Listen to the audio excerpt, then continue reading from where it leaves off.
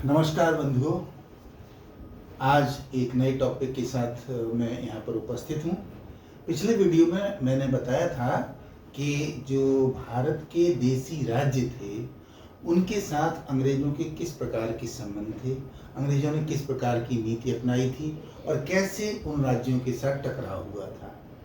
तो पिछले वीडियो में बताया था प्रथम आंग्ल मैसूर युद्ध। आज बात करेंगे द्वितीय आंग्ल मैसूर युद्ध की कि दूसरा जो आंग्ल मैसूर युद्ध किस प्रकार से लड़ा गया था। तो आइए वीडियो शुरू करते हैं। और इससे पहले आपको याद दिला दें कि अगर अभी तक आपने हमारा चैनल सब्सक्राइब नहीं किया है तो सब्सक्राइब जरूर कर लीजिए।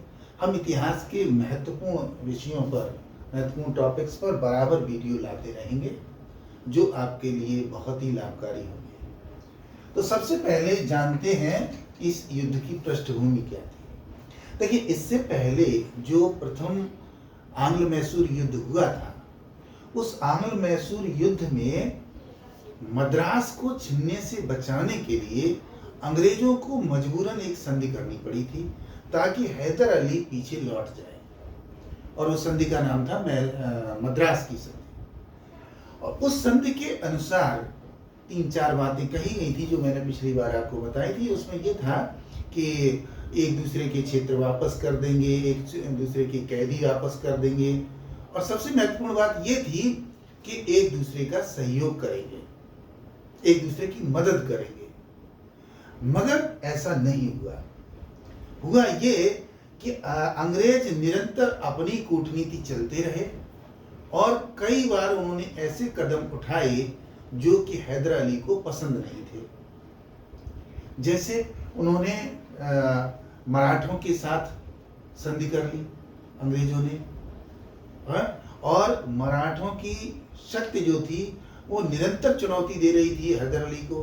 तो बार बार अंग्रेज जो है वो इस तरीके के काम कर रहे थे। कभी वो निजाम के साथ किसी तरीके की वार्ता कर रहे थे। निजाम जो कि हैदराबाद का शासक था, वो अंग्रेजों से पहले ही संधि कर चुका था, जिसके आधार पर अंग्रेज उत्तरी सरकार का लगान उसको देते थे। तो ऐसी बहुत सी बातें थी जो कि अंग्रेजों की जो कदम थे वो हैदर अली को पसंद नहीं थे। इधर दोनों ही शक्तियां, दोनों ही पक्ष जो थे वो अपनी अपनी शक्ति को बढ़ाने में लगे थे निरंतर। तो इस तरीके से प्रथम आंग्ल मैसूर युद्ध के बाद हुई संधि का कोई महत्व नहीं रह गया था, क्योंकि उस पर दोनों ही पक्ष एक दूसरे पर अविश्वास कर रहे थे और दोनों ही पक्ष अपनी अपनी सैन्य शक्ति को बढ़ा रहे थे, युद्ध का मौका ढूंढ रहे थे। तो ऐसे में फिर से युद्ध होना आवश्यक हो गया था। तो यहाँ पर महत्वपूर्ण बात यह थी अविश्वास। एक बात तो ये थी कि दोनों पक्षों में अविश्वास था। दूसरी बात ये थी कि दोनों ने मदद नहीं की एक दूसरे की, जैसा कि कहा गया था कि एक दूसरे की मदद करेंगे, वो भी नहीं किया। तो इस स्थिति के कारण से सदैव भ्रम की स्थिति बनी रही, भ्रम बना रहा एक दूसरे को, और इसके कारण से एक दूसरे में अविश्वास पैदा हुआ और वो युद्ध की स्थिति तक ले आया। अब ये देखेंगे कि वे कौन से कदम थे, वे कौन सी परिस्थितियां थी जिसके कारण से द्वितीय आंग्ल मैसूर युद्ध की शुरुआत हुई। तो इसमें सब कारणों के अंतर्गत सबसे पहला जो कारण मैंने लिख रखा है वो है कि माही पर अंग्रेजों का अधिकार। मालाबार तट पर माही एक अत्यंत महत्वपूर्ण बंदरगाह था और इस बंदरगाह के जरिए हैदर अली जो है बहुत सारा व्यापार करते थे, इस क्षेत्र में उनका प्रभाव था। लेकिन अंग्रेजों ने आक्रमण करके 1782 ईस्वी में इस पर आक्रमण किया, और 1772 ईस्वी में आक्रमण किया और उसके बाद इस पर कब्जा कर लिया। तो इससे हैदर अली नाराज हो गया और उसके बाद हैदर अली निरंतर अपनी सेना को तैयार करने लगा युद्ध के लिए। तो सबसे पहला कारण तो था माही पर अंग्रेजों ने अधिकार कर लिया, जो कि पसंद नहीं था हैदर अली को। दूसरी बात थी गुंटूर पर अधिकार। अंग्रेजों ने गुंटूर जो है वो हैदराबाद के क्षेत्र में ही आता था, यहाँ पर आक्रमण करके इसको अपने कब्जे में कर लिया। सबसे महत्वपूर्ण बात क्या थी, सबसे खास बात क्या थी? बात ये थी कि इस क्षेत्र पर कब्जा करने के लिए अंग्रेजों की जो सेना मद्रास से गई थी आगे, वो हैदर अली के क्षेत्र से होते हुए गई थी। हैदर अली ये कतई बर्दाश्त नहीं कर सकता था कि उसके क्षेत्र से किसी अन्य की सेना गुजर कर जाए और किसी तीसरे क्षेत्र पर जाकर कब्जा कर ले। तो इसके कारण भी हैदर अली नाराज था। अगली बात, निजाम को लगान न मिलना। निजाम का जो हैदराबाद के शासक का उत्तरी सरकार इलाका था, उसके बदले में अंग्रेज उनको प्रतिवर्ष लगान देते थे। ठीक है, अब अंग्रेजों ने क्या किया? अंग्रेजों ने पहले तो लगान देना स्वीकार कर लिया, लेकिन फिर धीरे धीरे इस लगान को पहले कम करने लगे और फिर लगान बंद कर दिया। जब बंद कर दिया तो निजाम भी नाराज हो गए। अब निजाम भी चाहते थे कि अंग्रेजों के साथ बदला कैसे ले। अब चूंकि निजाम के पास अकेले इतनी शक्ति थी नहीं, जिसके कारण से वो चाहते थे कि किसी अन्य से हाथ मिलाया जाए। लिहाजा निजाम ने हैदर अली के साथ हाथ मिला लिया। वो उससे इंटरेस्टेड हो गया क्योंकि वो अंग्रेजों के खिलाफ हो गया लगान न मिलने के कारण से। और अगली बात ये थी कि मद्रास की संधि को स्वीकारते हुए हैदर अली ने एक प्रस्ताव भेजा वारेन हेस्टिंग के पास। वारेन हेस्टिंग जो तत्कालीन बंगाल का गवर्नर था और भारत का गवर्नर जनरल भी था, उसके पास प्रस्ताव भेजा कि आप हमारे साथ टकराव की स्थिति मत अपनाइए। जो आपने ये कदम उठाए हैं ये नितांत गलत है और भविष्य में ऐसे कदम ना उठाए जाएं। आप हमारे साथ मित्रता का व्यवहार कीजिए, जैसा कि मित्रता का की बात जो है उसका वचन दिया था आपने मद्रास संधि के आधार पर। लेकिन वारेन हेस्टिंग जो तत्कालीन गवर्नर था बंगाल का, उसने हैदर अली के इस प्रस्ताव को ठुकरा दिया। जब हैदर अली के इस प्रस्ताव को ठुकरा दिया तो हैदर अली और ज्यादा नाराज हो गए कि अंग्रेजों की अब इतनी कुव्वत, क्योंकि अंग्रेजों की प्रतिष्ठा को बहुत बड़ा धक्का लगा था जब प्रथम आंग्ल मैसूर युद्ध के बाद मद्रास की संधि हुई थी। लिहाजा अंग्रेज उसका बदला लेना चाहते थे, अंदर ही अंदर तैयारी कर रहे थे और किसी भी तरीके से हैदर अली से हाथ मिलाना नहीं चाहते थे। अगली जो और अंतिम बात है, अंतिम जो कारण है, वो है नाना फडणवीस द्वारा त्रिकुट बनाना। अब इन सारी परिस्थितियों को देखते हुए नाना फडणवीस जो मराठा शासक थे, बहुत ही कूटनीतिज्ञ थे। वो भी अंग्रेजों से परेशान थे क्योंकि मराठा क्षेत्र में भी अंग्रेज कभी न कभी आक्रमण करते रहते थे, लूटते रहते थे, जो पसंद नहीं था मराठों को। जबकि मराठा तो इतने शक्तिशाली थे कि वो दूसरे राज्यों से चौथ वसूल करते थे। अब ऐसी स्थिति में फडणवीस ने परिस्थितियों को देखते हुए हैदर अली और निजाम के साथ हाथ मिला लिया। जब हैदर अली और निजाम के साथ हाथ मिला लिया तो ये त्रिकुट बन गया, तीन शक्तियां बन गई। जब तीन शक्तियां बन गई तो अब अंग्रेज बौखला उठे और वो अब युद्ध करना ही चाहते थे। लिहाजा इन सारी परिस्थितियों को देखते हुए द्वितीय आंग्ल मैसूर युद्ध अब नितांत आवश्यक हो गया। तो अब हम देखते हैं कि आखिर इस युद्ध की घटनाएं क्या थी। घटनाओं के बारे में अगर हम देखें तो सबसे पहले 1780 ईस्वी में जब हैदर अली दो अन्य शक्तियों के साथ मिलकर मजबूत हो गया तो अंग्रेजों को सबक सिखाने की ठानी उसने और अर्काट पर आक्रमण कर दिया। अर्काट पर जब 1780 में आक्रमण किया तो भारी तबाही मचा दी। अब जब भारी तबाही मचा दी, यहां पर जो है वो मुनरो, अंग्रेज सेनापति मुनरो जो था वो यहां पर युद्ध कर रहा था।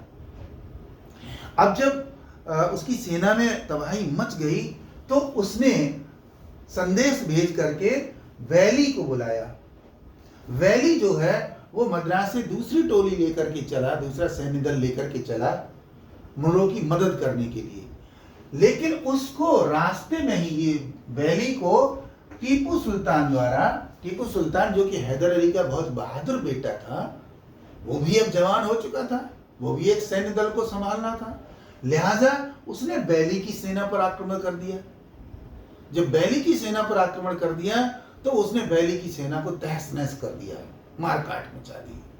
अब इससे क्या हुआ, अंग्रेज एकदम घबरा गए और घबरा करके मुनरो जो था, जो कि युद्ध कर रहा था आरकाट के क्षेत्र में, वो घबरा कर भाग गया, मैदान छोड़ करके मद्रास भाग गया।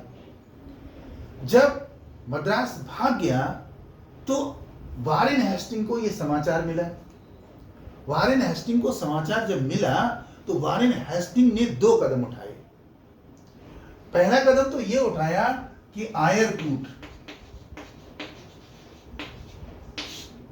आयरकूट को सेनापति बनाकर के बंगाल से एक सेना की टुकड़ी भेज दी, आरकाट की ओर, दक्षिण की ओर प्रस्थान कर दी।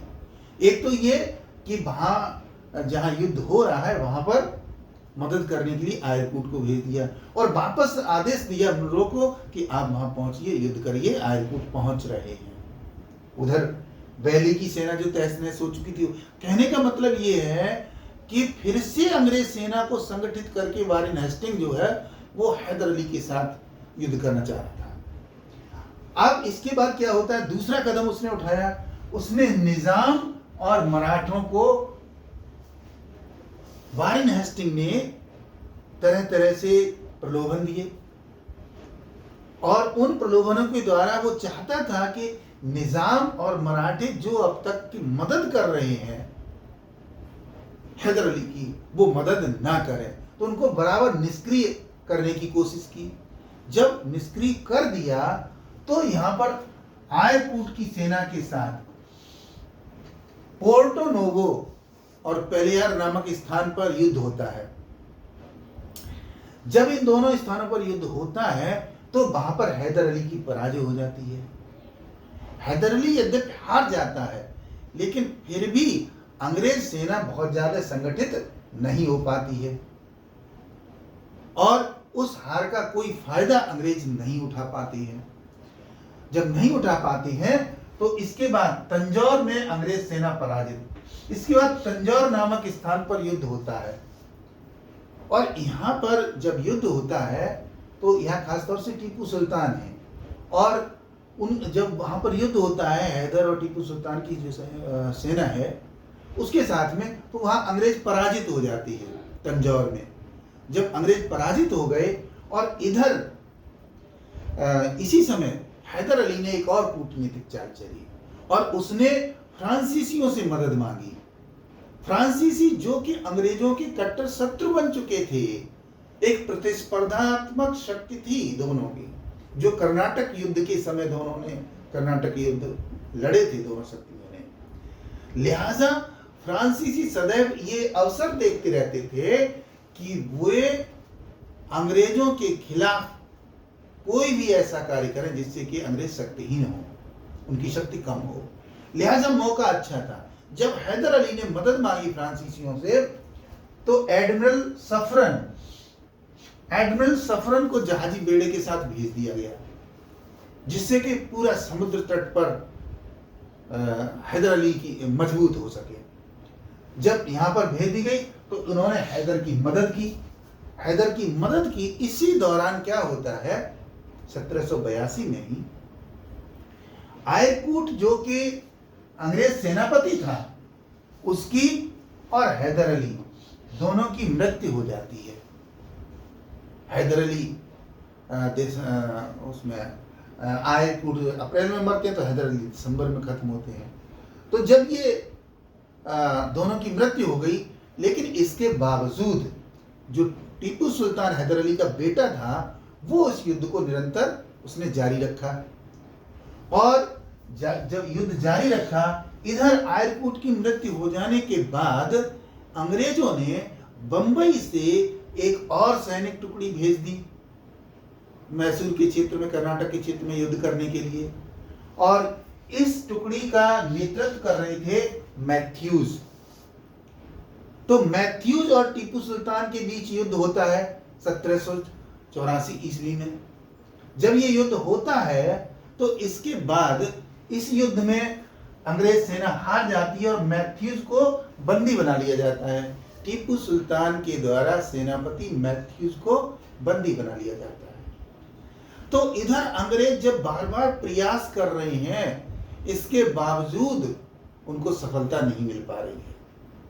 उनके सेनापति मुनरो, सेनापति वैली, सेनापति आयरकूट और सेनापति मैथ्यूज सभी अपने अपने स्थानों पर विफल हो जाते हैं और लगभग 4 वर्ष का समय हो जाता है। तो दोनों पक्ष लड़ते लड़ते परेशान हो जाते हैं और अंत में निर्णय लेते हैं कि युद्ध समाप्त कर दिया जाए।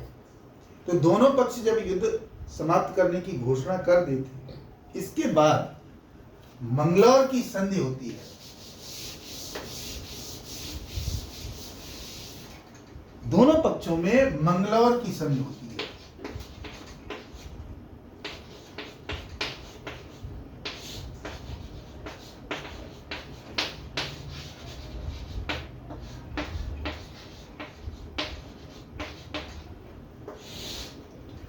टीपू सुल्तान और अंग्रेजों के बीच ये संधि होती है युद्ध विराम के साथ, और इस संधि में फिर वही बातें दोहराई जाती हैं जो किसी समय मद्रास संधि में हुई थी। संधि के अनुसार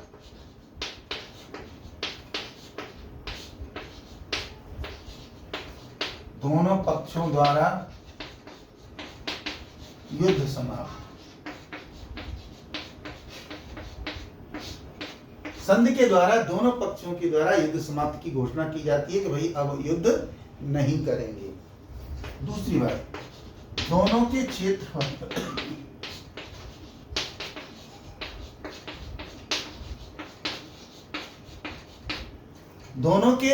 वापस करने की बात होती है कि जो अपना क्षेत्र आप ले लीजिए, हमारा क्षेत्र हमें दे दीजिए। इसके बाद फिर वही बात, कैदी वापस। और चौथी बात, सहयोग।